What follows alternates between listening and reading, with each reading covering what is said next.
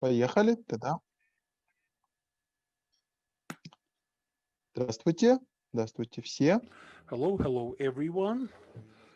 This is UNESCO Cluster Bureau in Almaty, and I would like to start our fourth debate within the project ResiliArt movement, which is dedicated to the uh, life of creative people in the area of art and culture in different parts of the world in the period of pandemics.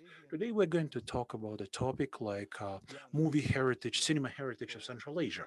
I'd like to remind everyone that the video recording of our previous debates are available on our YouTube channel. You can actually take a look at those previous debates. These are far from being everything that was organized, that had been organized by UNESCO's offices worldwide. I'd like to call upon you to use some search engines. Use the search word ResiliArt. There have been multiple events, and if you work in some cultural environments or operate as a cultural critic or art expert, you can find some really useful information in order to understand how to live and work in this new dimension in the conditions of pandemics. So, in order to learn more news about this debate and some other that happened worldwide, and also UNESCO Cluster Bureau activities, please subscribe. Plus, we will have our own YouTube channel.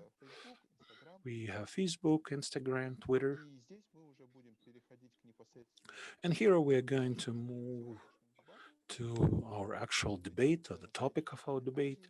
Uh, Cinema heritage of Central Asia, challenges in making it popular. First of all, I'd like to give the welcoming remark to Ms. Krista Pickett, the director of the UNESCO Cluster Bureau in Almaty, and the UNESCO representative in Kazakhstan, Kyrgyzstan, Tajikistan. Krista, you're welcome. Thank you very much, Majer. Given the number of foreign guests today, I will actually just say a few words in English. Starting from the fact that I'm very glad to greet everyone online for this fourth ResiliArt debate that we organize here in Central Asia. As Majer already mentioned, this debate is organized in the framework of a global movement that was initiated by UNESCO in April 2020, when we started seeing the impact of the COVID-19 pandemic. And the cultural institutions were the first in the row of those who actually suffered from the lockdown and the closure of the premises and the institutions.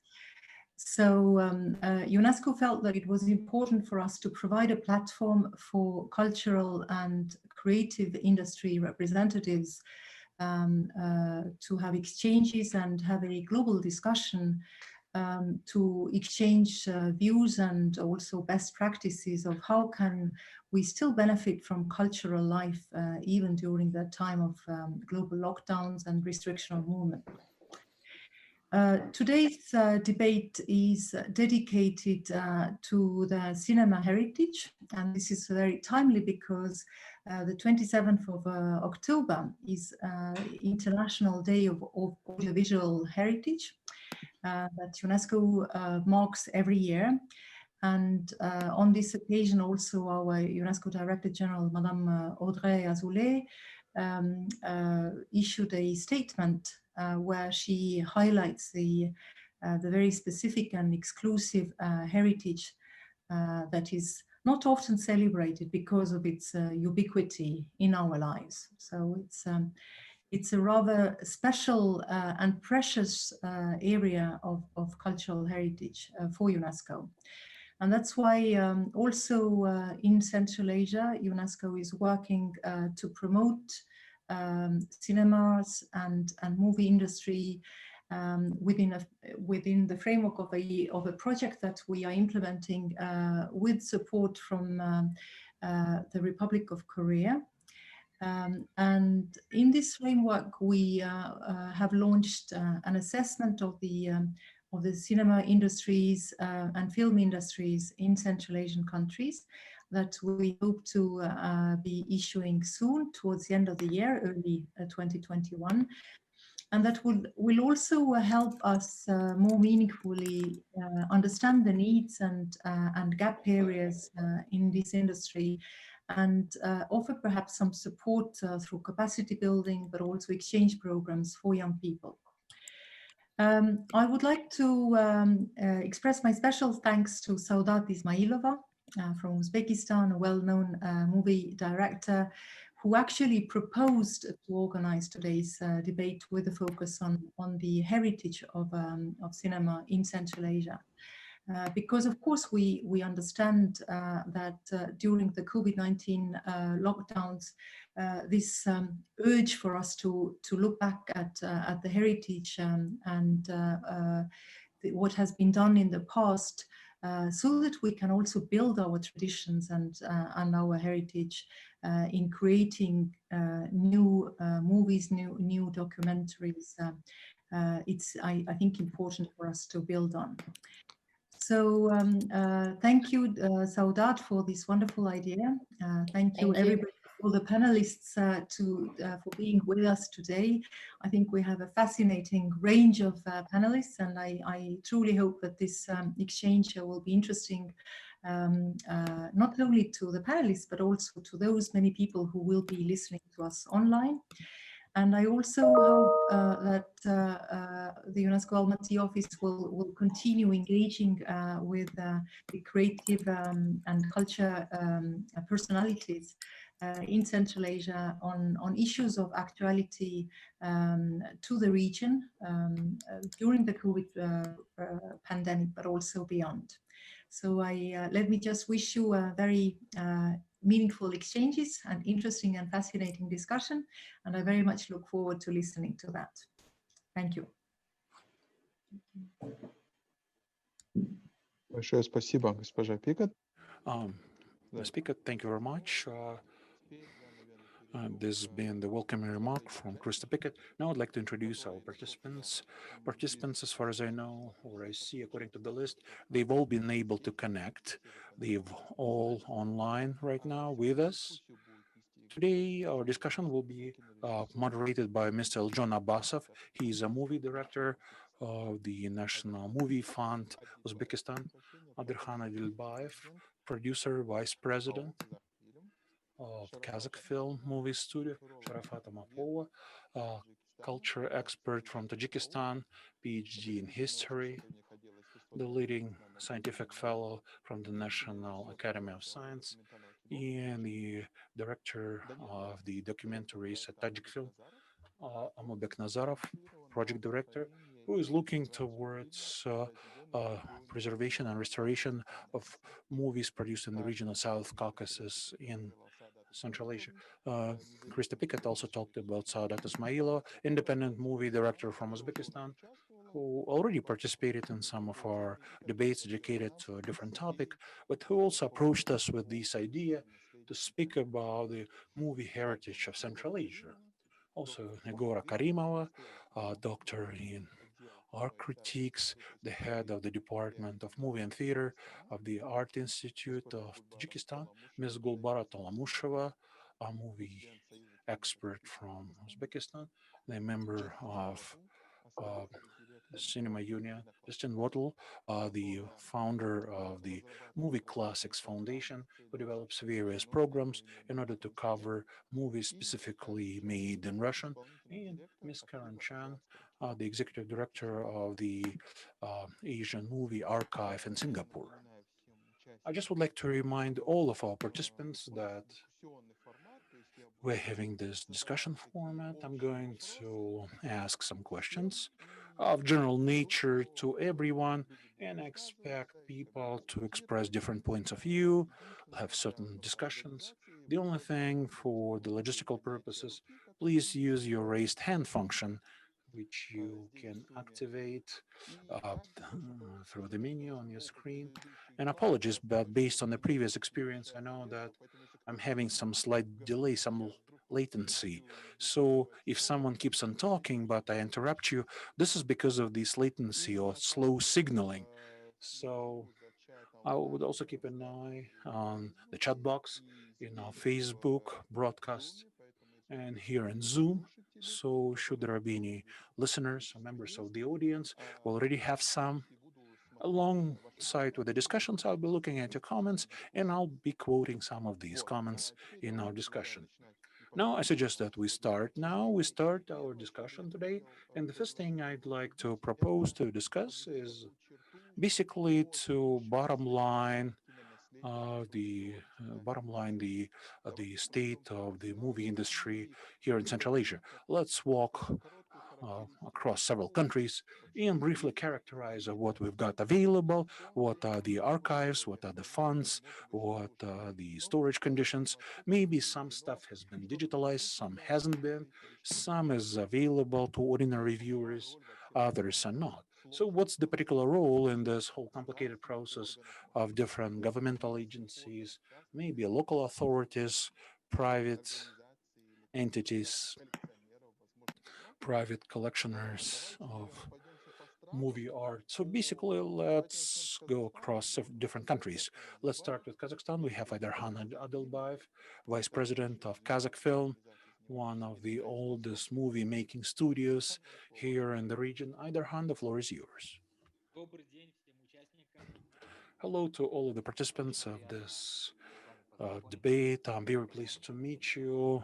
Um, um, nice to meet you. I would like to thank you for the organization of this very important discussion.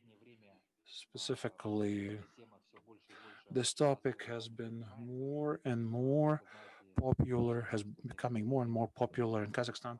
As you know, our movie studio, Kazakhfilm, has been around for quite some time. And that entire heritage we created back in the Soviet times, that Soviet legacy movies. And up till now, everything that was shot specifically at our movie studio, like in the other countries, all of that was also stored in Moscow and Russia, in Belistolby location, basically White Pillars location. And all of our movies, all of our legacy is there. We have some pieces of our own legacy, but we only have certain copies. And out of these copies, we're trying to restore some of these. What I'm trying to say, almost 90%, 95% of all of our movies have been digitalized, got them available in digital format. We successfully sell them to local television channels, international television channels, feature them through the movie days in different countries. But if you speak specifically about the restoration of this movie, so of course we're having certain problems, certain issues, just like our colleagues from the countries of Central Asia. Well, out of the materials that are being stored at our movie studio, it's really hard to do any particular restoration. It takes a real effort. So now, through various intergovernmental channels, um, country relations, we're trying to make some good copies from White Pillars location or buy out or buy back these copies. This is a hard work that takes a while and normal is being addressed at the top governmental level. But if you know, maybe not, the years 2021 to 2023, the government will allocate some funds to upgrade our movie studio. So within this upgrade effort, we will be buying these new machines, laser scanners, all sorts of equipment in order to be able to gradually start restoring our old movies. Well, one of our first movie called Mangildi movie back in the 30s that was shot at the times when the movie studio was just being established. Later movies dating back to 40s and 50s of the previous century. So gradually, we would like, if possible, would like to restore 10 to 15 movies a year. Basically cleaning up audio, cleaning up video, basically improving pictures. Of course, it will take a lot of time and effort in order to be able to restore our entire library, but we are moving in this very direction. So, briefly speaking, this is the current state of affairs at Kazakhfilm right now. Спасибо. Thank you. Thank you very much. Интересно вот то, что вы сказали, Well, it's been что interesting what сегодня you said. у In the нас есть, да, в future, регионах проблемы well, in the other между countries, well, we might have some common issues, or maybe there is some specifics of its own. Let's now ask Kyrgyzstan, which is represented by Gulbara Kalamusheva. Gulbara, the floor is yours. Здравствуйте, дорогие коллеги. Очень приятно Hello, с distinguished вами. colleagues. I'm very pleased to be with you today. Хорошо знаю наш Well, казахстанский I'm very well familiar with our Central Asian movie archive because I live not far from it, like 2 minutes away. I used to be walking by this building in my childhood. In late 80s, for the first time, I happened to be inside for the first time. I was the student of the movie institute, and I was basically trying to watch a movie about one of our famous actresses, Mr. Sanbayeva. And so I met the director of the archive, and I met some of the people who later, when Amina Gaigulaka was the director of this movie archive, and then later Galina Mankanov used to be director. So I regularly use the services of our movie archive, and at that point of time, they gave me a possibility to watch one of these movies, to use audio tracks, some rare songs by this particular actress, Mr. Sanbaeva. So I watched myself how it all changed, how the entire system of relations with the archive changed. Because when I was working on television, I would come and take certain pieces of material. And I remember that Daniel and myself, we communicated via mail, and he wanted to know more about this movie called Znoy, or Heat. So this Znoy movie also had this movie vault, but there was no such a movie in a 35 millimeter format. So I took it for one of my festivals back in 2002. They gave me this copy of 35 millimeters for 3 days, and I paid $50 for renting it, funded by Source Foundation. That was back in 2002. Then years passed. Yesterday, I went to our Central Movie Archive in order to be able to meet director Bigay Mamankanova and to learn more about the current situation. And basically, she told me this. She's got some equipment to digitalize pictures of photos and audio recordings. All of the photos and audio recordings have already been digitalized in our archive. Whatever relates to movies, documentaries, newsreels. Unfortunately, our National Archive has no equipment to digitalize that at all. Well, plus it's the very expensive equipment. The particular set costs about 70 million some. This is about $1 million per kit. So she's been working hard for many, many years, asking the government or various international organizations to address this particular matter. And I know that she even talked to UNESCO people, UNESCO officers, but it hasn't made any progress at all. Everyone understands that we need this equipment, this particular digitalization kit, but so far this money has not been allocated. Plus, there is the other issue around it. Back in March of 2020, or maybe a little early, just prior to the pandemic's Kyrgyzfilm, they opened their own YouTube channel because there was a big problem. Many of my colleagues from the CS countries, from foreign countries, they kept on asking, we would like to watch some Kyrgyz movie in good quality.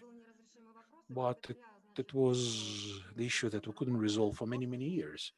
And then some of our groups worked, they opened this YouTube channel. People who like to watch it, but then the pandemic started. So the current problem of Bigay Mamankanova, they believe that they've got the YouTube channel, and as Bigay says, they have this Узбекистан очень amateurish way of digitalizing these movies. I talked to the guy from Kyrgyzfilm. значит, He is сначала 35 using миллиметров, да, это the видео, 35 millimeter а camera. потом He gets как-то the film потихоньку through this несколько camera. просмотров вам Well, старается это basically, все this is a very нарисовать и rude way of и digitalizing потом these. выложить на YouTube канал. And then he И published this on a пытается YouTube channel. продумать, And the game believes that the Kyrgyz film believes that there is this YouTube channel and the problem is being solved and they should no longer care and put these movies into the archive. However, Big Aim requires that not only the national Kyrgyz film studio, but also Kyrgyz tele film studio and the private filmmakers will not simply bring their movies. And when I was wondering how they are accepting in the archive all those movies, because I remember under the Soviet times they were accepting 25 millimeter format movies, and there was a period of time when sometimes the movies were even submitted in VHS format.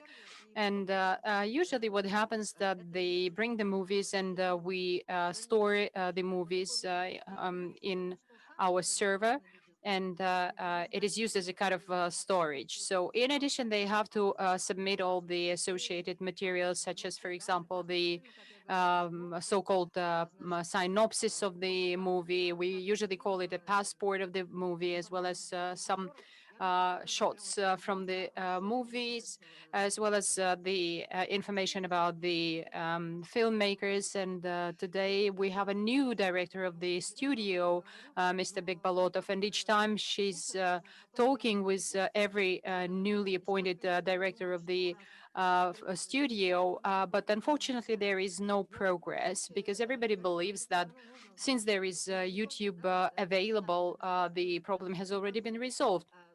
Therefore, Bigaim believes that this has to be done, this has to be made for all the movies that are produced not only by the government or state-owned studios, but also by the private filmmakers. And briefly, this in a nutshell, this is the situation in Kyrgyzstan. So the archive was established in 1972. Right now, they are keeping their 70,000 photo and 60,000 audio documents.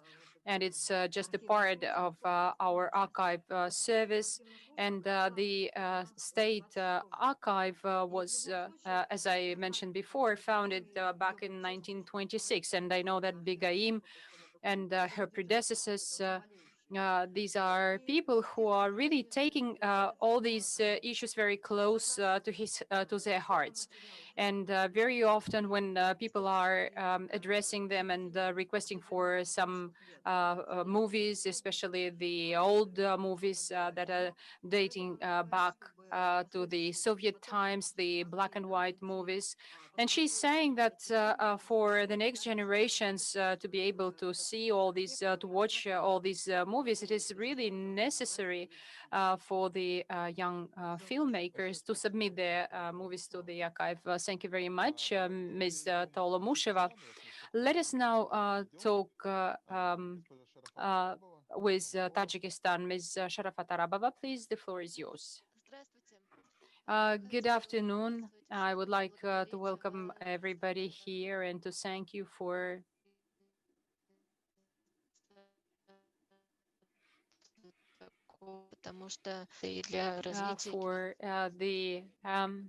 this opportunity to speak with you because it is really very necessary for us to keep the movies just for the sake of preserving the memory of the people. We also have the Central State Archive of cinema and photo documents.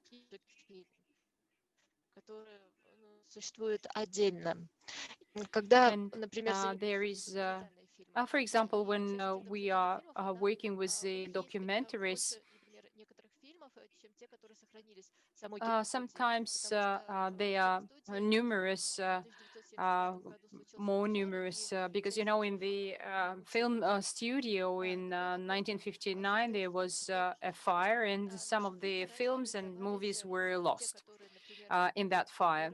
And there were some movies that were dubbed into Russian, and usually they were submitted to the Gosfilmofond, to their archive. And some of them are not digitalized. And if you take the action movies that the studio was producing since 1929,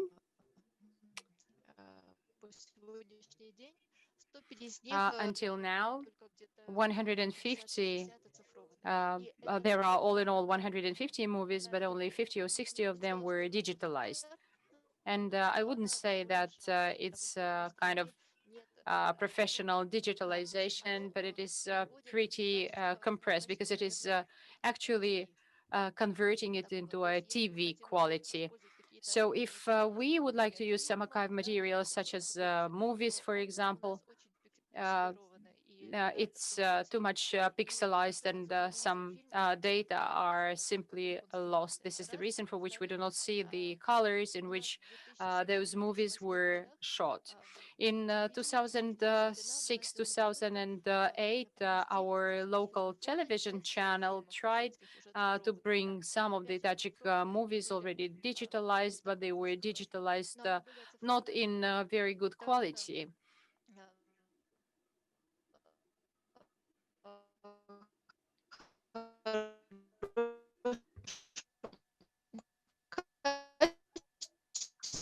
Sorry, there is no sound. No interpretation is feasible. The connection is broken.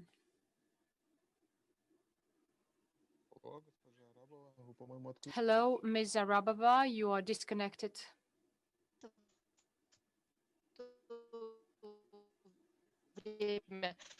Но это не опять будет.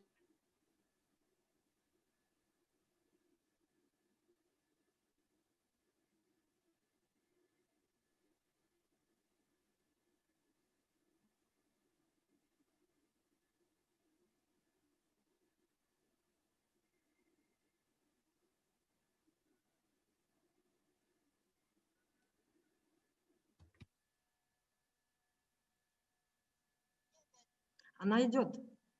Вот у меня в телефоне она идет. На вашей странице. Получается, это у всех она отключилась. Это, видимо, Well, у it вас... looks like she has got disconnected everywhere, but probably she is a little bit late in your device. Well, we are sorry for technical problems in Tajikistan.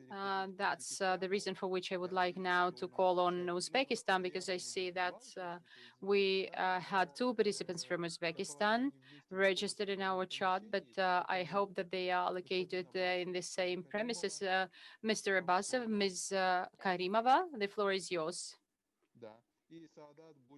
And Saadat will also make some comments and add some ideas in the course of our discussion today.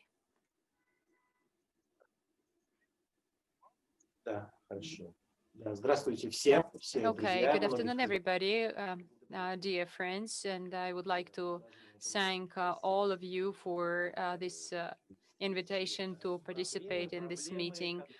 The problems that we are facing today are very similar all over Central Asian republics. Of course, it's lack of possible high quality digitalization. And talking about the movies and the tapes that we have available, I would say that there are a lot of losses. Losses represented by the movies that were shot some time ago, because in due time I was the director of the Cinema Fund, and this is the reason for which one of our main tasks is to put together an inventory of the available heritage. And we are trying to find all available tapes, all available movies, because there are different places. There is an archive of cinema and photo documents. However, there are some documentaries as well. documentaries that were shot back at the beginning of the 20th century. And all these movies that were produced in Uskina Chronica studio, at some point of time, they were stored in the central laboratory. But after they started renovation in the laboratory, the materials were shipped to other locations, and therefore there was a tremendous loss of numerous materials. And the most awful thing that happened is that we lost a lot of sources of audio tapes. And this is the reason for which, if we want to, for example, renew a movie and restore the audio tapes, we will have to find some copies or take some TV versions of the movies and try to restore the audio tracks. Because some of the movies that are stored in Moscow, for example, are stored there in Russian. And I believe that it is really a tremendous loss for our film heritage, cinema heritage. And next year we are planning to buy all the relevant equipment, and we will have our own scanner, some other advanced equipment. The purchase contracts have already been signed, and next year the procurement will be made, and installation and training of the personnel.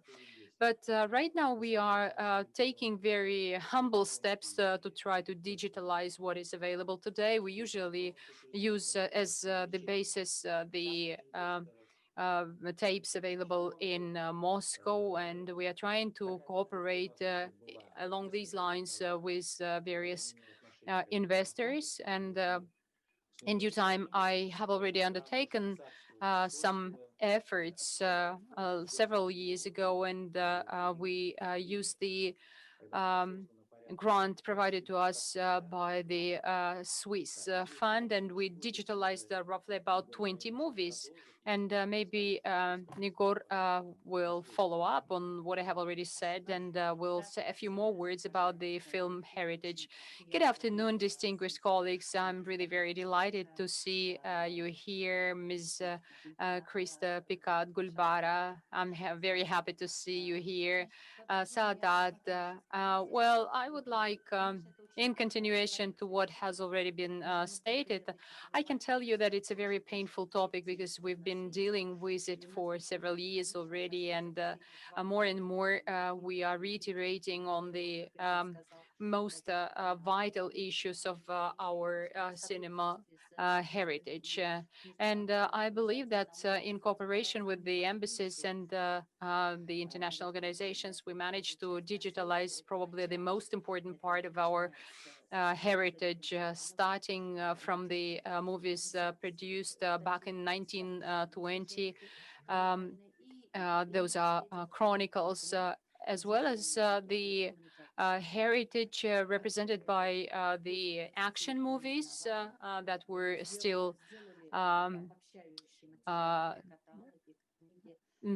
movies. And we also produced catalogs, and in 2005 jointly with Ms. Krista Pikat, when she was heading UNESCO office in Tashkent in Uzbekistan, we were conducting a fair at that time, which later was displayed in the regions and stirred a very brisk interest. And I would say that now it has already went out of the small art houses, and this national cinema legacy has already become available for many people, and we are really very happy about it. You know that in Uzbekistan there is a central archive of cinema, photo, and audio documents, and there mainly documentaries are stored. And the Republican Cinema Fund is now under restructuring, and modernization, and this organization is in charge of storing all our cinema heritage. Thank you very much. So we've made a kind of tour around the countries of Central Asia, of our region, and we've got to understand what is happening in terms of our film heritage. But we also have the foreign participants who are representing various organizations that are very much interested in preservation of cinema heritage. This is the reason for which I would like to give the floor to them so that they will introduce their organizations very briefly, and they will tell us a few words about the way their organizations are interacting with Central Asian countries, and if they have some comparative analysis with other countries of the world, it could be very curious to hear. But before I give the floor to them, I see that Sadat would like to comment a little bit. Yes, indeed. Good afternoon. I would only like to add here that we are meeting here and we try to discuss based on the fact that the foreign experts are invited for this meeting. I would like really to be focused on the action movies, because the archives and cinema and photo documentaries is probably one pretty separate topic of discussion. I would rather like everybody to be concentrated on the action movies, because in this case, the dialogue is going to be more productive and constructive. Okay, thank you, Sadat.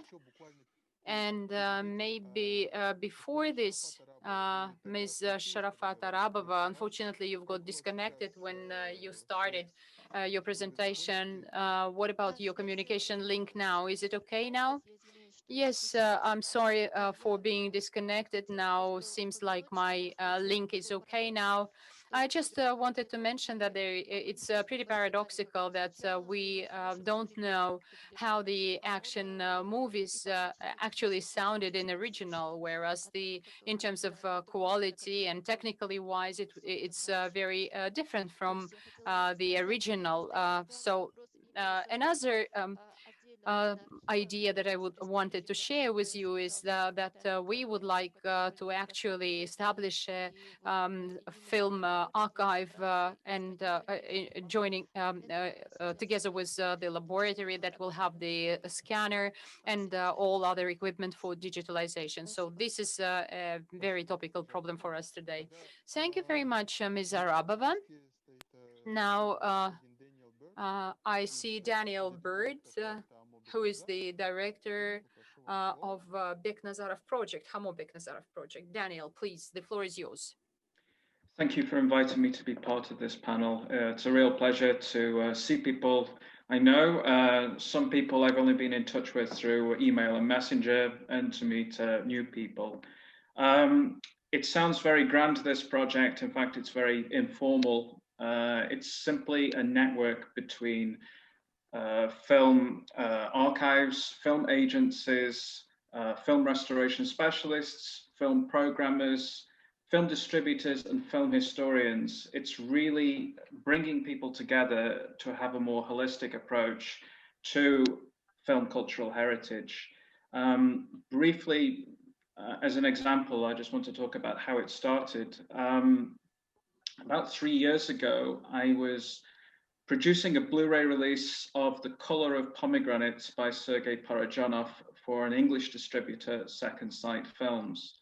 And I wanted to include a short Armenian film Parajanov made, a documentary, Hakopovna Tanyan. The problem was there wasn't any high definition materials. There was an old U-matic tape, which simply by today's standards is not acceptable. So it was necessary to start a dialogue with the National Cinema Center of Armenia. They were willing to cooperate on a restoration. The problem at that time was there was no scanner in Armenia, so it was necessary to have several meetings with several successive ministers of culture to agree for the negative to be loaned to Poland which is where I propose we scan the film. And so the negative was taken to Warsaw, we cleaned, we scanned it. And I think that having done this, we worked with Justine from Kino Classica, who kindly supported the scanning costs and presented the film at the Telluride International Film Festival. And it began a sort of cinema life, again, a new life for this short film. Parajanov made several other short films, one in Ukraine, Dovzhenko Center, Kiev Frescoes, Arabesques on the theme of Pirosmani in Georgia. So we started similar dialogues with those agencies.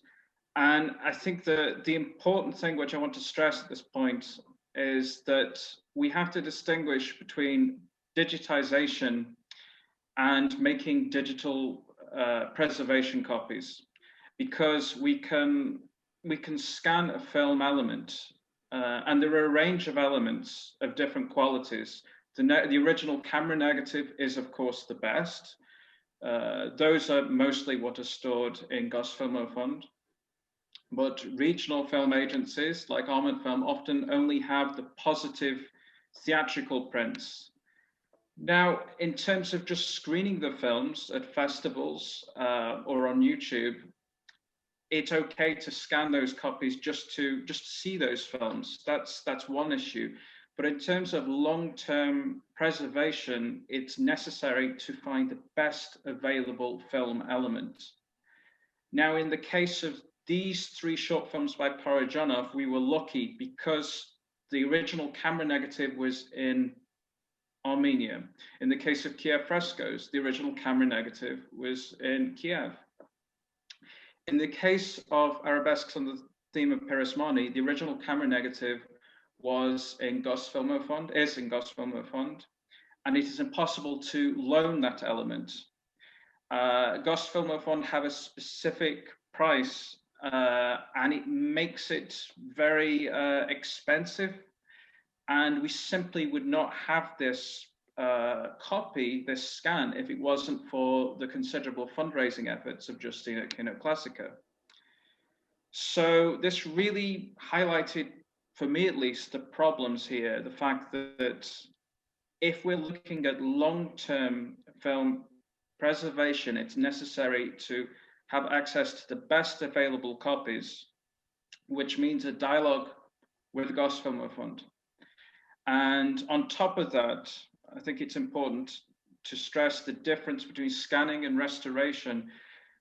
Scanning, I mean, a scanner is like a normal camera. You have good cameras and you have better cameras, and you have good scanners and better scanners.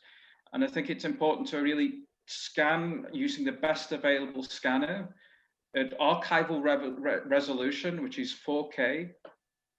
And then once you've done that, once you've actually restored the film, then you have to decide on how you approach the restoration. And that really depends on your budget and the condition of the film element.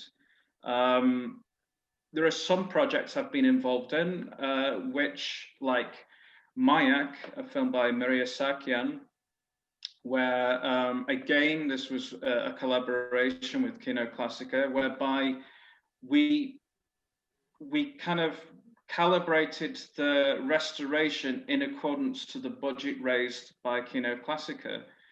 But that you were really limited by the budget you have available. And then another problem which we're actually confronting is, once you've actually scanned and restored those films, how do you then archive them? I'm sure you've all had the experience of a hard drive which fails and you lose all the information. It's necessary to archive them on LTO tapes, which are more stable. This is expensive, but the best long-term solution is to transfer them back to 35mm, ironically, which again is another expense. The point is I think it's really important when actually having this dialogue, especially with regional actual funding bodies, ministers of culture, and potential donors. You can't compare a simple digitization using an improvised scanner with the cost of a full-scale digital restoration. So the question has to be raised, what is the fundamental goal here? Is it merely sharing what is available in regional film archives, or is it the long-term preservation and restoration of cinema cultural heritage? If it's the latter, which I think it should be, one has to be aware of the costs. One has to be aware of the time involved, the skills, the technology. And I think that really necessitates a particular frame of mind. You are not going to recoup the costs commercially through renting these films or screening them. And I think it's important. We have to look at this like preserving an old piece of architecture. It is part of a cultural heritage, and I think there are a number of problems which have already been mentioned, namely the language. For example, in Georgia, there was a fire at the archive several years ago, and a lot of the original Georgian soundtracks have been lost. And of course, the sound elements in Gosfilm Fund are the Russian elements. So it involves almost like making a Frankenstein of available Georgian language film prints, and it's really a kind of desperate situation. Another thing which I think is really important is just how vulnerable film heritage is. I was involved in a project a few years ago. I wanted to release Alexei German's Krystalia of My Car. And this was an interesting exercise because I'd always regarded this film as one of the masterpieces of Russian cinema the last 25 years. And it was a shock to realize the last reel of the negative is currently unaccounted for. For this particular copy, we located an interpositive, which is the next best available film element in France. And that served as the basis of the film restoration. In the case of Mayak by Mireia Sakian, this is a film from 2006. And all the negative, the interpositive, and the duplicate negative, they've all been lost. This is a film from 2006, so less than 15 years old. Only 2 positive release prints existed, one in Gosfilm Fund and one with the producer. So there were no high definition videos. There was just one standard definition video master. So again, in collaboration with Kino Classica and the producer of the film, we scanned the 35mm release print at the 4K resolution and did what we could with that print. That had a second life. We programmed it at the Rotterdam International Film Festival on the anniversary of Maria's passing. And since then it had a festival life, and we programmed it in the wake of the pandemic via the virtual cinema hosted by Film at Lincoln Center, and it's currently on Mubi. But really, I mean, this is shocking to think a film less than 15 years old was on the cusp of disappearing completely. It's shocking that Krystalia of My Car, the last reel of the negative, is currently unaccounted for. This is an urgent situation.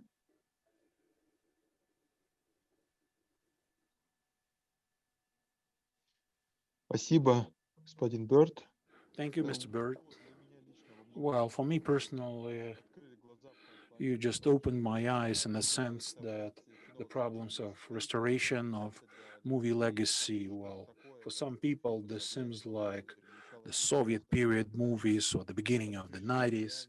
But when there are some real issues with restoration or digitalization of the movies that were released just recently, and you already need to save those copies, of course, this adds another level of urgency.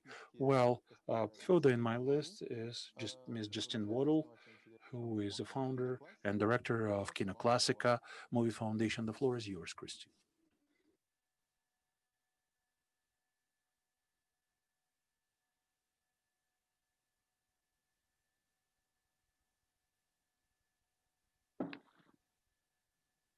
Sorry, I'm going to start again. I just wanted to say hello, everyone, and thank you so much for inviting me to join this fascinating panel. I particularly want to say hello, of course, to Daniel, who we work with regularly, and also to Saadat, who we had the pleasure of working with for the first time over the summer.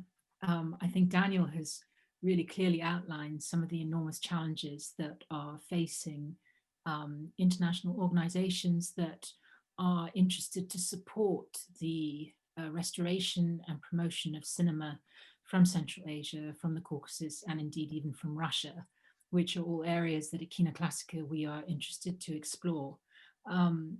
It has been a real learning curve for us at Kino Classica working with Daniel over the last 2 or 3 years as we've tried to help fundraise for some of the remarkable projects that he has been managing.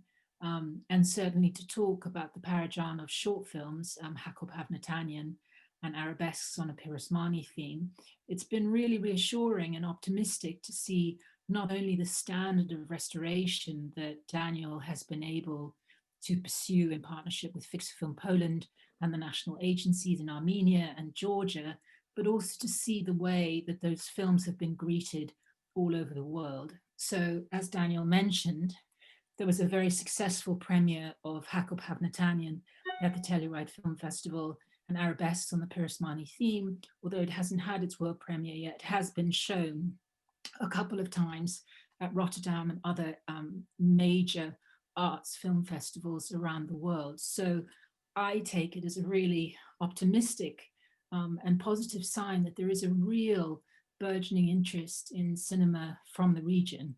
And I think it's something for us all to really celebrate and to try and deliver on, which is what leads me to the collaboration that we had with Saadat over the summer. We saw that Saadat was programming with Tashkent Center of Contemporary Arts a collection of remarkable film from the region, and we were able to collaborate with Saadat as curator and Tashkent Center of Contemporary Arts, and indeed Tajikistan, Kazakhstan, Uzbekistan, and Kyrgyzstan to screen 4 films at least on our virtual screening platform. The virtual screening platform came into being in March of this year as a response to COVID. We normally try to screen our films in cinemas, but obviously when cinemas in the UK went dark in March, we launched a virtual screening platform, and that meant that once a week, every week, we screen what we think is a remarkable film from the region.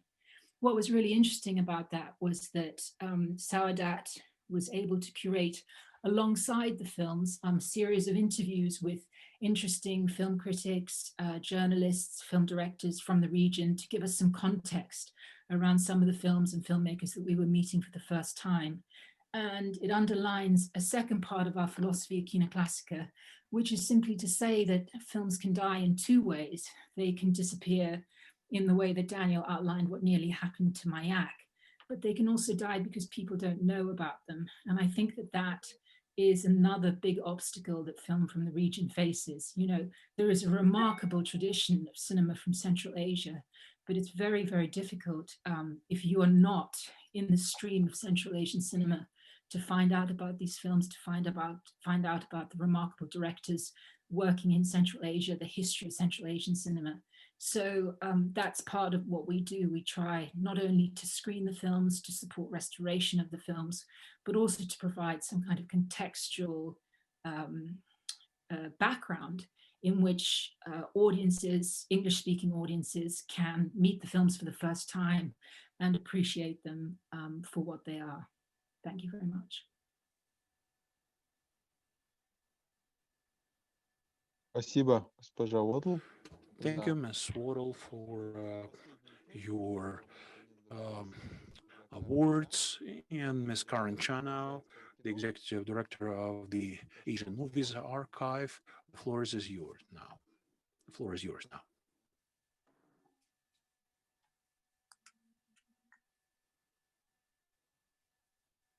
Алло. Вы нас слышите, госпожа Чан? Thank you very much with, I have to admit. And it was actually because of COVID-19 that we actually came into some sort of connection with Central Asian cinema. Maybe to give you a little bit of background, the Asian Film Archive is a baby by all archival standards. We are only 15 years old, and we've started our operations based in Singapore.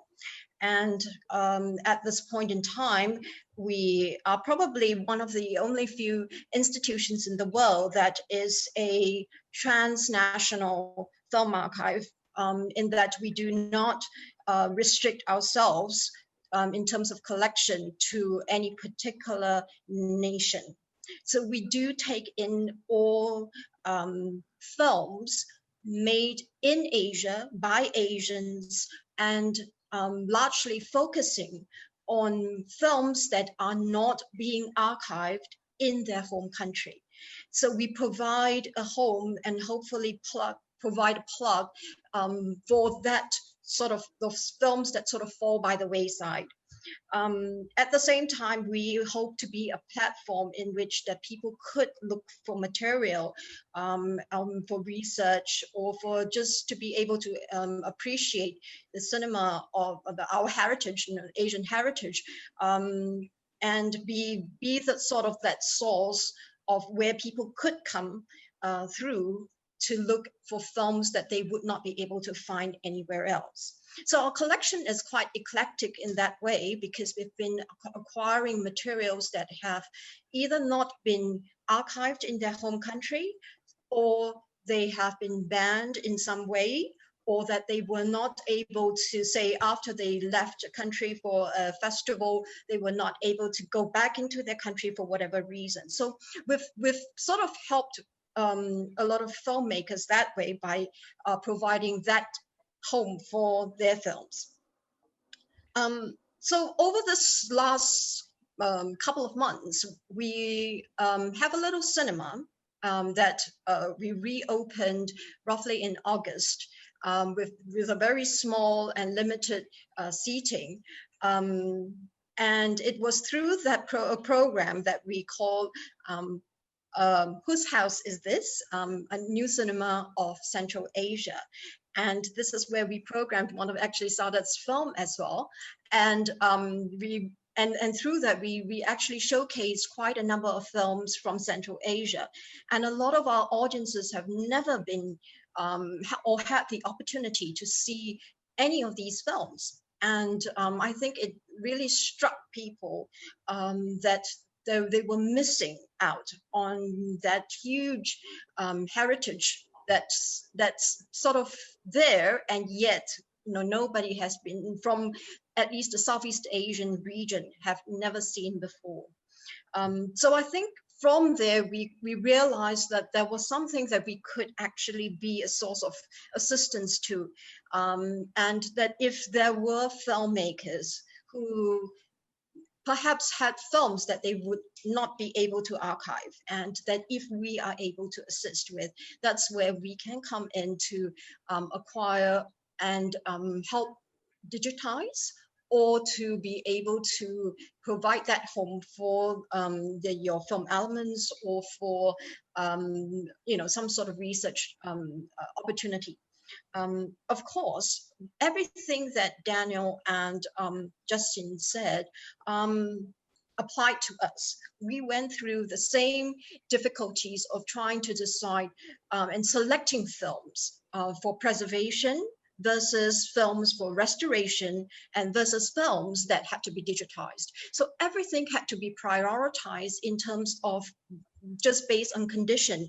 We needed to I suppose, prioritize what was deteriorating and what we knew were sole surviving copies, for instance, and that nowhere else in the world had a copy. And if we didn't do anything, that would be lost. So those were the kinds of films that we pushed to the top of our list, and we allocated funding to and dedicated that to the kinds of films, these kinds of films that would require immediate attention.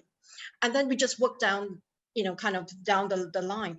But there was a point that Daniel made that was particularly, I think, important, that it is the films that are being made now in the born digital format that are being lost faster than any of the analog materials. And I can attest to the heartache of all these filmmakers who have come to us with hard drives that didn't work, with copies, a copy that they thought they had saved, but didn't save properly. And then they put it on the cloud thinking that, it would be sufficient.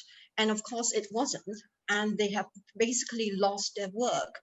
And so this is something that we tell filmmakers, and we try to encourage young filmmakers to start saving their material from the moment they start the project.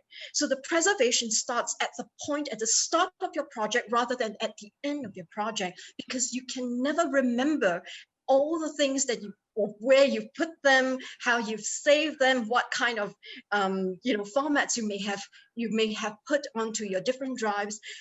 Things get lost so easily, and they usually are permanent, which is very different from the analog world, where we have been able to retrieve materials and save things on different sorts of formats, and it's just been a devastating kind of loss in the last 10 years. I think much more than I have seen, and I've been in this business for about 20 years. I've seen more lost in the digital sort of era than in the analog.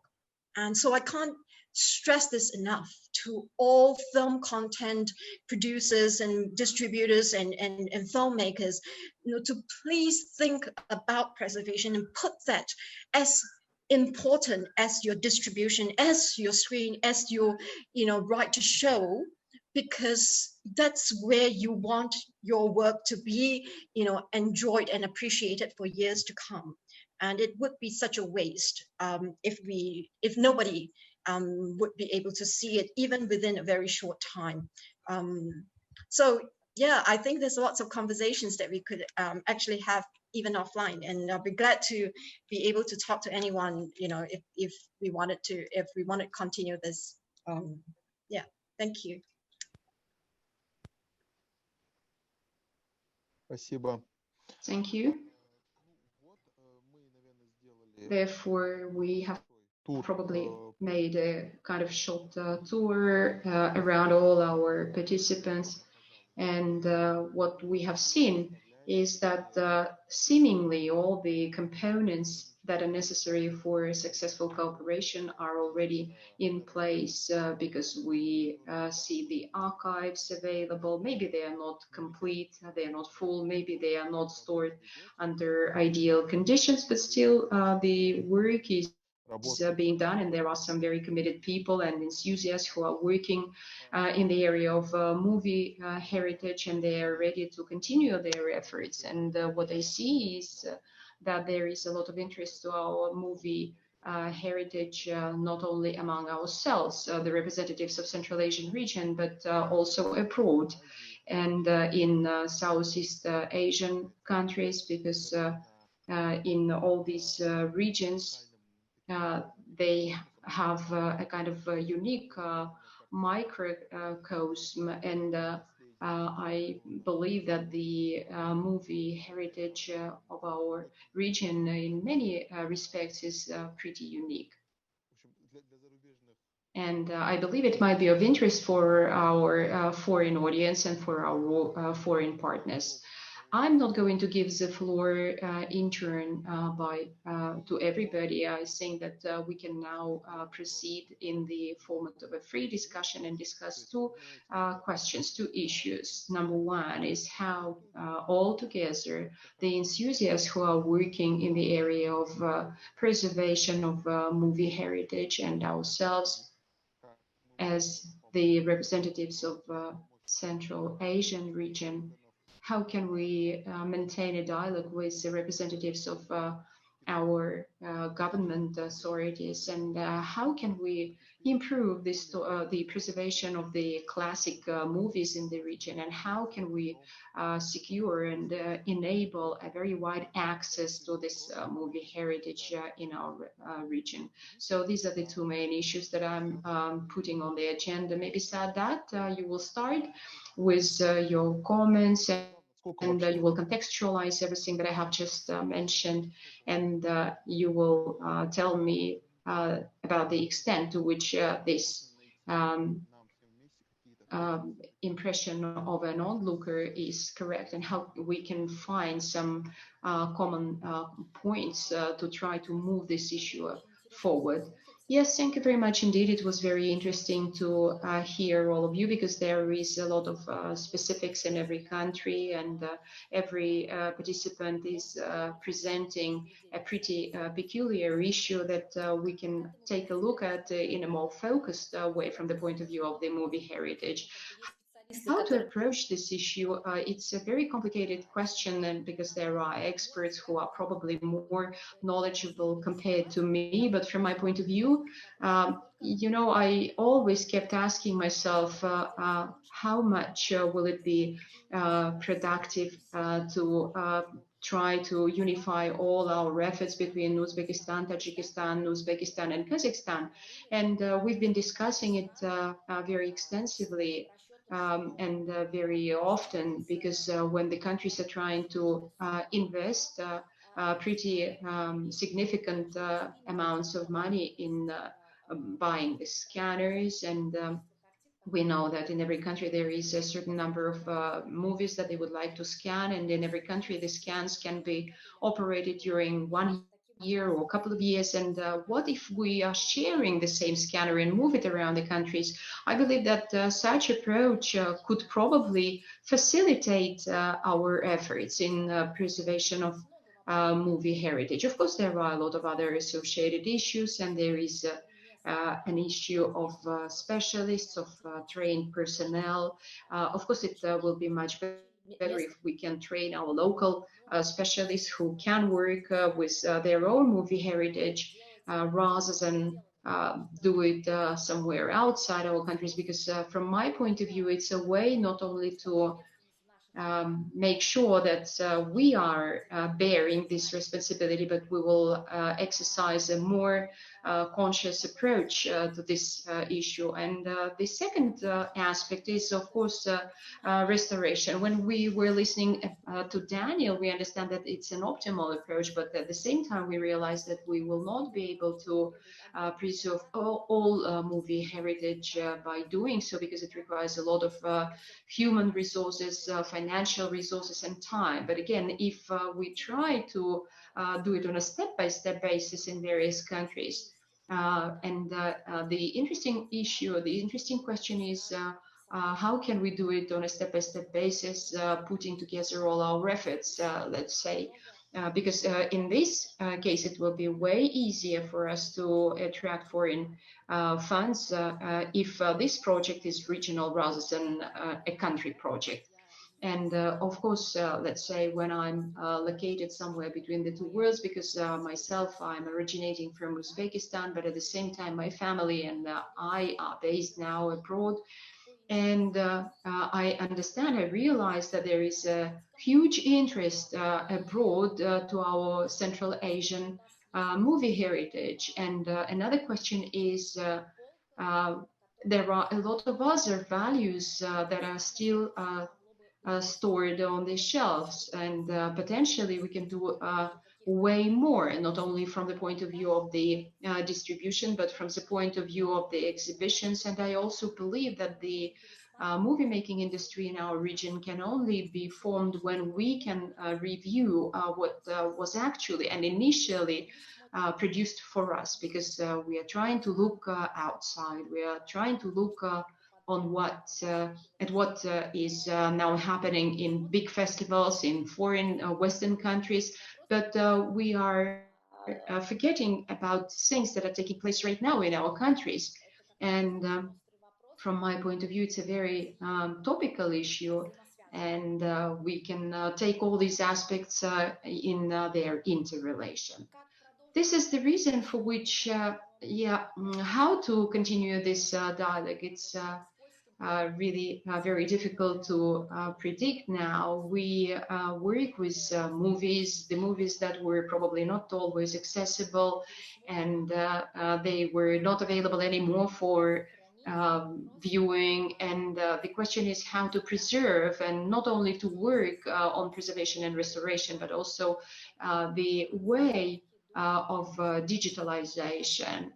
From its very start and up to the moment when these movies will be demonstrated during the festivals or in the museums, and there will also be published very nice texts and books on these movies. I believe that it can be a kind of ideal example of what can be done with the movie heritage. And I know that in every country, in Kazakhstan, Uzbekistan, Kyrgyzstan and Tajikistan, these are huge worlds, and in terms of periods they're really very different from each other, but I am pretty sure that they can raise a lot of international interest, which is not yet in place, because in abroad not so many people know about us, so there is still plenty of work waiting for us ahead. And of course I would like to mention Justin and her very nice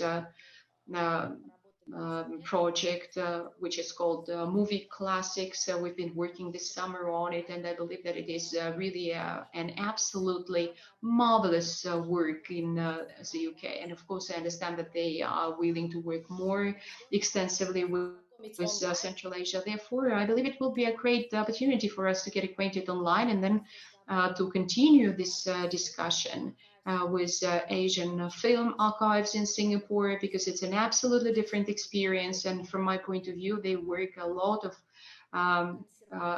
and in the area of conservation, because they are providing space for the film movie tapes and the adequate storage conditions, temperature and humidity. Therefore, they're trying to preserve these objects which will live longer. And I discussed online with them. I thought that it could be more adequate if you discuss with them directly, because they are providing you with storage space, which is a pretty specific service. Actually, they are providing you with a physical facility, a physical premises where you can store your film tapes.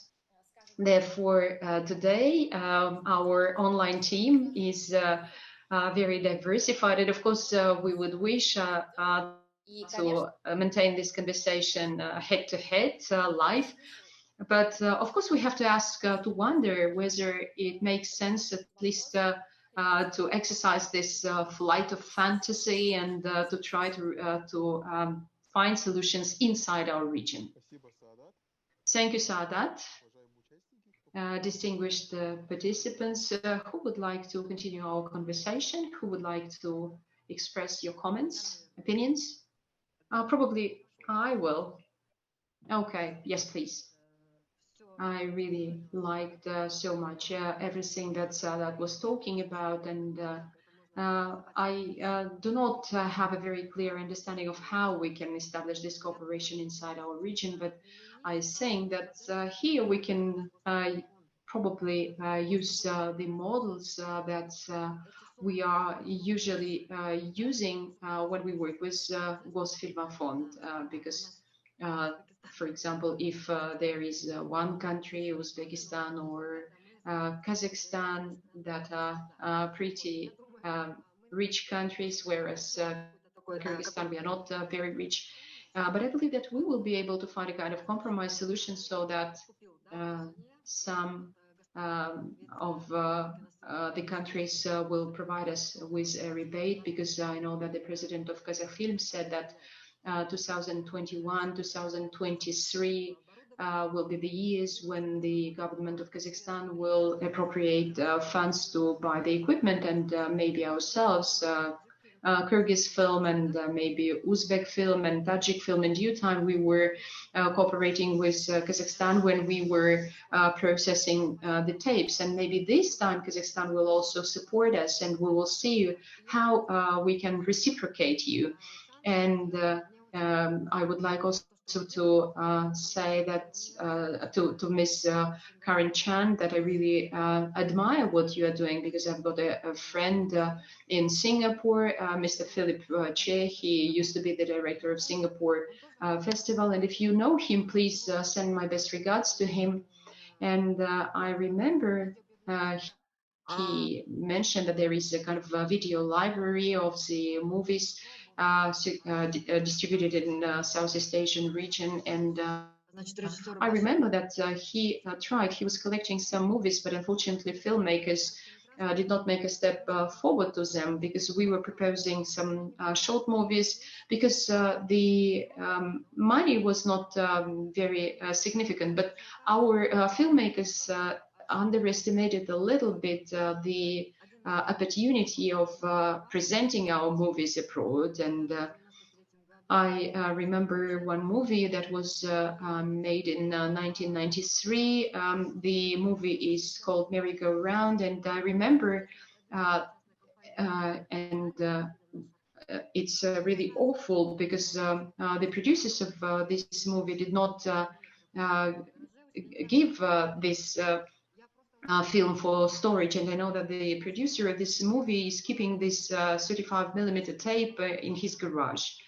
And the laboratory was working, so she knows something about it, but I'm really terrified, because it's not the right thing to keep a movie tape somewhere in a garage. So I understand that this movie, if we can hand it over to the Singaporean archive, because this movie is really unique, because back in 1993 it actually opened up to the whole world the independent Kyrgyzstan. And then there was a full movie which is called Adopted Son, and it was demonstrated during the Singaporean festival, and it was awarded a prize. So now I've got to understand that after the disintegration of the Soviet Union, the movies that were produced in private studios are unfortunately dropped out of the storage process. So it's rather difficult even to imagine the quality in which it is. And I remember when you mentioned about the Armenian movie that was shot in 2006 and that had to be restored piece by piece. I understand that we need to organize such work, and I can provide you with the contact numbers of the director of our movie archive, because the lady is really very enthusiastic, but she doesn't know how to approach this problem. So we really need to establish cooperation very, very shortly. Yes, yes, Mr. Koneshev. Yeah, of course, cooperation between us and maintenance of such cooperation should be established by all means. And I hope that in the nearest future it'll take place. But I would like to touch on a little bit different topic, because Sadat has already said that it is necessary to familiarize the audience, the viewers with the heritage, movie heritage of our countries. And this is what we've been doing for several years. And we are promoting the movie making industry of Uzbekistan. But of course, now everybody is trying to be focused on the very beginning of our cinematography. And we are trying to distribute our movies in Japan, in Russia. Next year in Germany, we will be showing our movies, and next year we are hoping to be invited to Italy and to the Baltic states. So we have already drafted a very big agenda when we will be showing our early independence movies. Some projects have already been done with the music which is recorded on top of the images, and in the Tretyakovskaya gallery there is a retrospective festival of the Uzbek movies, and there are about 18 movies that will be shown there in the big hall of Tretyakovskaya gallery. Therefore, we are moving ahead on a step-by-step basis, and we keep on finding the partners, the organizations who are ready to cooperate with us on mutually beneficial conditions. So we are ready to provide what is available with us, but if a fund is requesting movies from us, we are saying, okay, yes, we'll do that, but please do help us to digitize our movies, because we will grant you the right to do so. So such is our approach, but it's not always when the partners accept the rules of our game. And of course, we are not very much interested in just losing the items from our movie fund. So here is my short comment on this.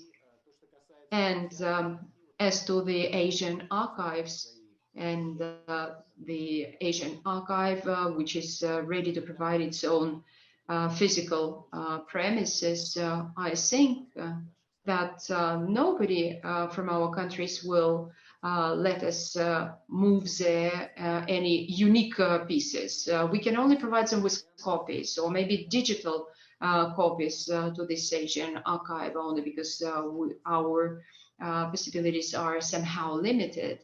We can provide these, let's say, negatives or positives of the tapes for a short period of time. Now we have already reached an agreement with a large European fund that it will help us to digitize and restore 25 Uzbek movies. And if you remember, Tashkent is the city of bread. If you remember that movie, unfortunately, we've got only positive. We don't have negatives anymore. And such movies will be restored, all in all, 25 of them, and they will be provided for viewing to our spectators. Thank you very much, Mr. Abbasov. And I believe that probably Karen would like to say a few words. Please, the floor is yours.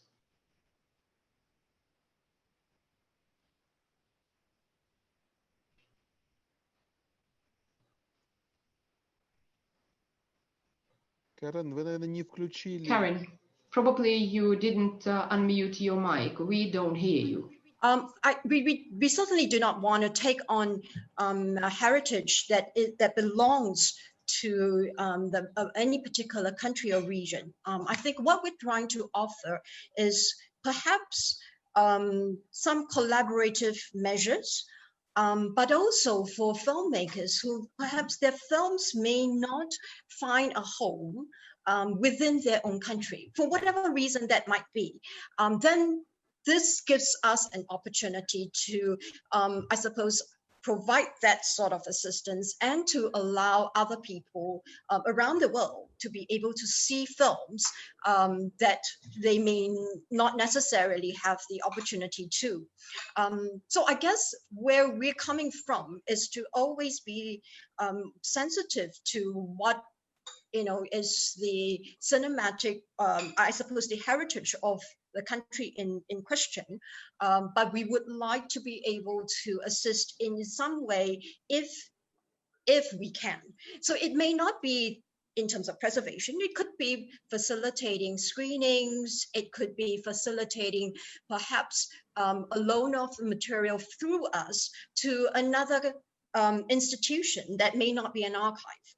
and you may not be as comfortable going to, directly to, or maybe loaning that item directly to an institution that that you're not familiar with, for instance.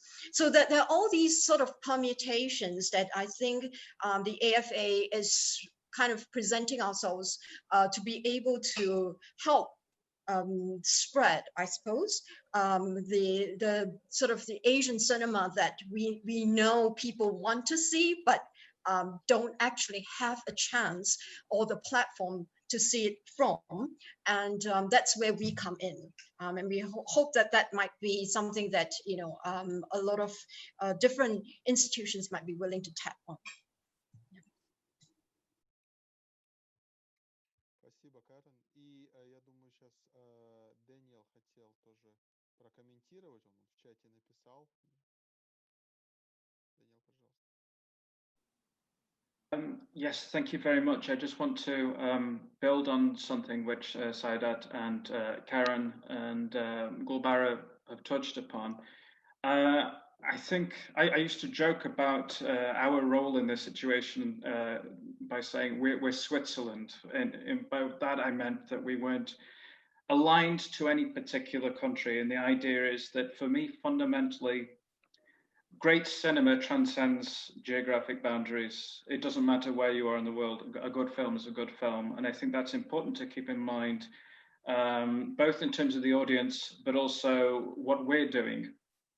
And I think it's important because this is why we're here, to collaborate. And I think that we should try and think not so much in local terms. For example, as a practical solution, just as an idea, the problem Justine and I have encountered is the expense, for example, of scanning an element at Gosfilmafond. Why not, for example, think, instead of raising money or finding a donor to scan a negative, why not actually make a new 35mm lavender copy, which could be scanned and deposited. That way you have a long-term copy. Instead of buying scanners, why don't we rent scanners? I mean, this is something which Saeedat mentioned. Scanners, you only have so many films per country. It doesn't make any sense to actually buy, because after those films have scanned, the scan is useless. So it's like, I think it's something worth considering, the idea of renting scanners. Another point which Saeedat mentioned about the actual skills and the training. The skills needed to restore films are very similar. They're not that different from post-production skills. So if you're actually training people in post-production, those skills can be adapted to restoration and vice versa. For example, the Adam Mickiewicz Institute in Poland, which promotes Polish culture abroad, they sponsored an intern to come from Armenia to spend a month in Warsaw to have work experience in Kazakhfilm. The goal of that is really to kind of encourage and the possibility of actually having restoration, not of Armenian films in Yerevan as opposed to Warsaw. And I think that's important to actually think that those skills are transferable. And finally, I think it's, how do we address this heritage? I think the one thing, to return to the first point, it is the problem of looking at this purely in nationalistic terms. To give a very simple example, about a month ago, I had the strange experience of watching a Lady Gaga video and then a Blu-ray I produced of The Color of Pomegranates. The cover appeared at the end. And I went onto Twitter, and there were hundreds, thousands of comments of Armenian pride. This is Armenian cinema, Armenian culture. The fact is that, as you all know, this is a film which came from an Armenian studio. It was shot in Armenia and Georgia and Azerbaijan. It was edited in Kiev, and it was re-edited in Moscow. And when the World Cinema Project, part of the Film Foundation in Bologna, when they came to actually restore that film, it involved collaborations of not just the Armenian Cinema Center, but also Gosfilmfond. I think it's crucial to do effective restoration and effective promotion. It does involve recognizing the fact that many of these older films involved a lot of collaboration, and that's something which I think is in danger of being lost if we look at it purely on nationalistic terms. So I'd like to think that there's a situation whereby practically making Lavanda copies, possibly sharing equipment and sharing training and sharing skill sets. And also when it comes to programming films, there was a very interesting program about 15 years ago at the Rotterdam Film Festival on red westerns, Tajik westerns. So the idea that the focus was not so much on a country, but a genre. And of course, there are many great films, Ali Khamrayev and Balatbek Shamshev, great westerns. And I think that really engaged in an audience, because it is difficult to, I mean, what does it mean, the cinema of Kyrgyzstan? Well, everyone knows what a Western is. So I think this is we should not be limited to actually looking in terms of the national boundaries. We should be thinking around this. And I think this is why this forum, this panel is so important, because it brings people together and also different perspectives and skill sets. So that's really what I wanted to say, just to add to what Saudat, Gulbara, and Karen had mentioned. Thank you.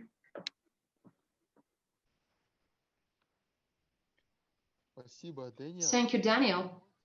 Let me, before I will give the floor to Sharofat, because she raised her hands, just a technical issue that I wanted to draw your attention to when we talk about what's better, either to rent out some equipment or to buy. Could you please provide us with some technical parameters, how fast these scanners are working, and how many movies we can scan at a certain period of time? Because my understanding is that there is a very short period of time during which we can actually scan all movies available in the country. And then, well, let's say to convert them back on the tapes, it's a different issue. But how fast is scanning? Это просто, допустим, ну вот когда мы будем готовить какие-то по итогам данных дебатов рекомендации, мы scanners dedicated for television, where their job is to quickly scan all this material. But that isn't the same of scanning, for example, to make a preservation copy. If you're scanning in 4K, also if you're scanning a positive print, there's one particular scanner, a laser graphics director, which is particularly good at scanning positive prints. But to do that, it makes multiple passes, so it takes longer. So it really, to do it properly, to make archival copies, it takes longer than just scanning them. Some scanners do it in real time, but that's just simply transferring it to a digital format. But to make a proper digital scan using a high-end scanner, it's a few weeks to do a reel at a time. The real time to restore the film is the actual restoration part. I think it's like building a house. A good scan is like the foundation. If you clean the film using an ultrasonic cleaner to get rid of the physical debris, do a good scan, and you have the best available element to work with, that way you've got a digital scan which you can return to a later date. But the actual cleanup work, that's what takes time. And that really depends on the condition of the element. And it also depends on how many people you have. If you have 40 restoration artists, or if you have one restoration artist, it's going to take them, 40 times longer. So I don't think there's no simple answer. It has to be on a case-by-case basis. So I'd be very skeptical, and I wouldn't give a kind of a straight answer on that. It really depends on the film. But quite simply, to do it, if we're talking about making archival copies, if we're talking about long-term posterity, yeah, it takes time. Thank you.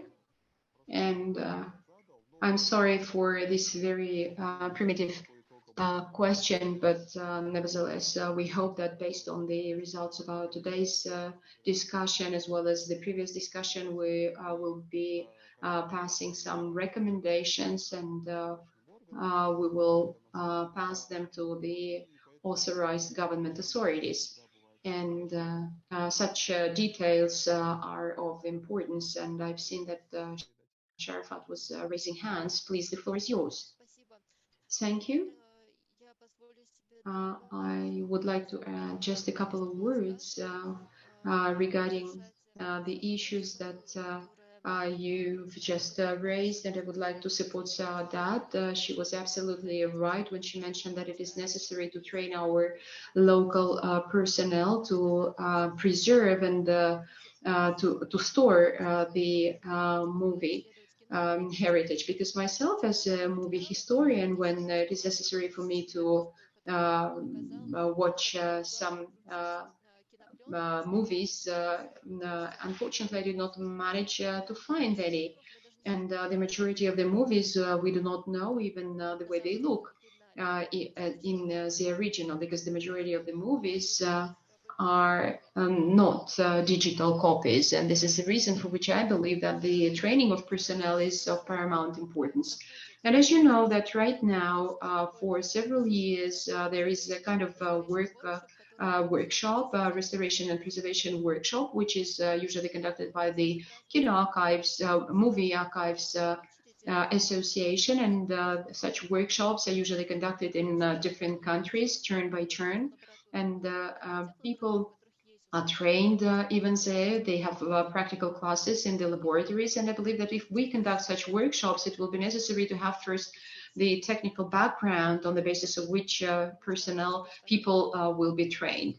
And otherwise, I think that it will be great if every country will, let's say, recommend a certain number of participants for such workshops.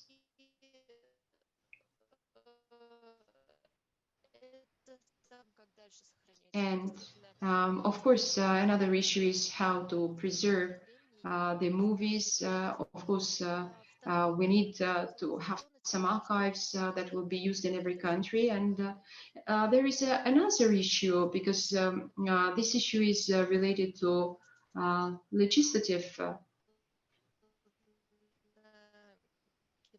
basis. Because, for example, in Tajikfilm studio, we are working jointly with the Russian Gosfilm Fund. And now there is a very acute issue that if we make, for example, a copy of the movie and then distribute it and show it, it is necessary to ask the approval of all these three participants of the agreement. But the problem is that very often the private studios who were participating in this process do not exist anymore. This is the reason for which we would really like to take a closer look at who holds the right to a movie and who can take the decisions on how to use it. Oh, thank you very much. Is anybody else willing to express comments, opinions?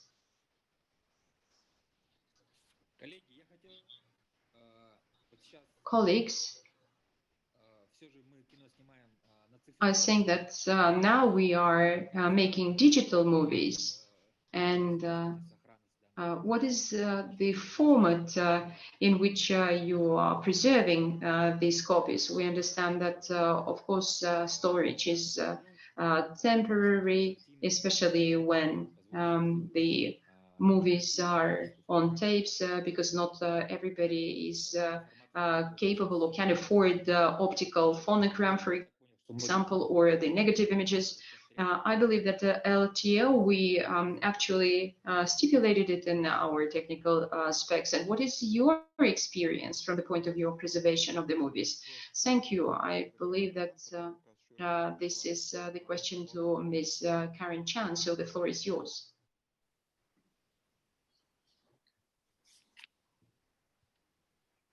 Микрофон включите, пожалуйста. Mike, please. Karen, we don't hear you.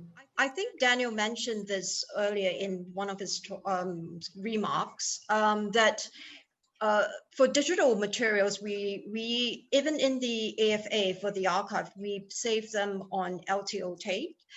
And where we restore material, our films, we do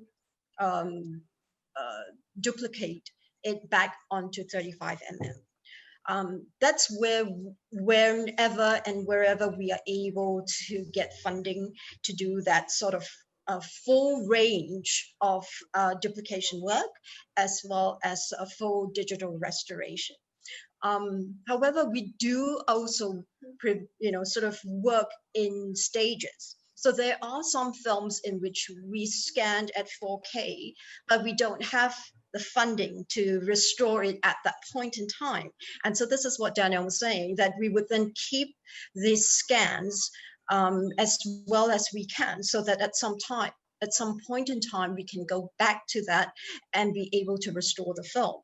But I think more importantly, I wanted to share a particular experience that we have in the Southeast Asia Pacific region.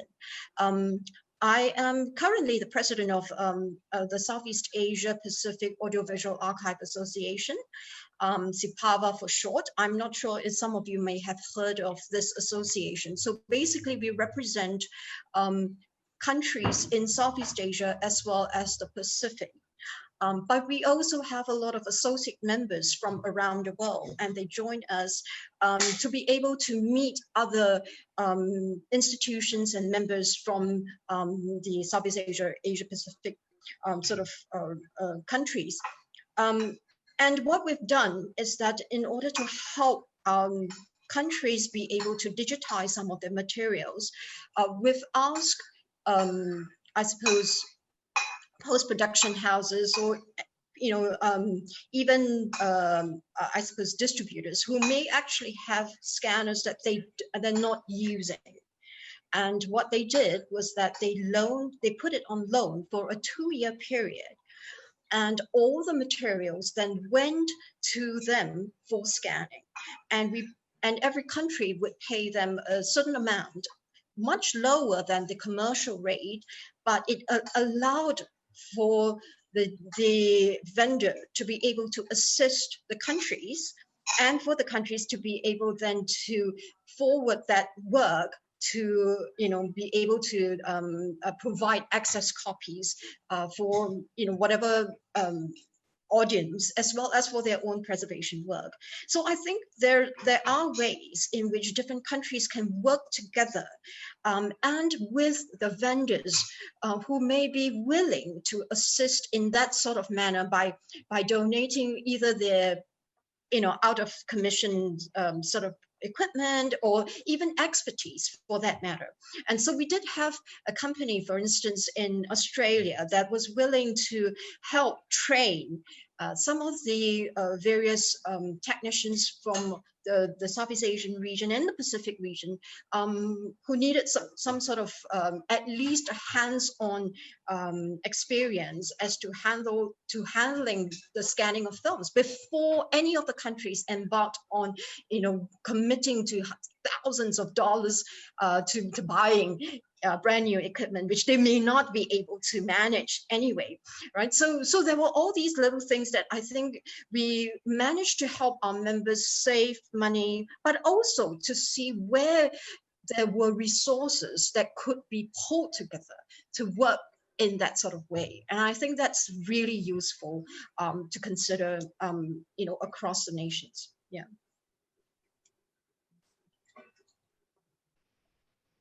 Thank you very much, Ms. Chan. Thank you very much for your very detailed comment. I would like to remind all the participants that we are running out of time. And we don't have so much time before the end of our discussion. And I believe that we managed to discuss a lot of very interesting and important issues. Maybe you have some final words that you would like to wrap up, with which you would like to wrap up our discussion, please. If everybody, I mean, if anybody else doesn't want to intervene, then perhaps I could say a couple of words, just listening to the debate, which I think was a very rich and very interesting debate. UNESCO, of course, is very much working on the preservation of all kinds of heritage. One of the directions of which is audiovisual heritage. And what we see is that because of its digital form, this, of course, is extremely fragile. So we have also developed guidelines for member states on how to help them preserve and safeguard this heritage in digital format, but also on other in other forms. And I do hope that our discussions today also will help UNESCO in this work in the region, looking then concretely at audiovisual heritage, which, as everybody acknowledged, is very rich and very, very little known, and which is at risk of loss if not urgent action is taken. I was very glad to hear many of you actually highlighting the importance of international cooperation and also the possible synergies between the countries of Central Asia, but also drawing from international experience when it comes to training of trainers, the importance of training also local capacities, building local capacities to make sure that this heritage is saved and preserved, but also when it comes to sharing of equipment. So as also Majer mentioned, our idea is to try to take these ideas forward, to bring them to the necessary stakeholders and those concerned in the government authorities, but also see what are the possibilities for UNESCO to actually provide support in this area within the program of the project that I mentioned in the beginning, but also beyond. So I do very much hope that this is the first but not the last time we will discuss these issues, and that it will help us a little bit of understanding how to take this forward and how to create synergies and how to make sure that this heritage will be preserved for the next generations. So I should simply want to thank you all for these exchanges. Saudade, again, thank you for taking this and spearheading this effort, as well as my colleagues who pulled this together. So I very much hope that we will keep this discussion going, and that we will and this will lead to concrete action in the preservation of audiovisual heritage. So thank you very much.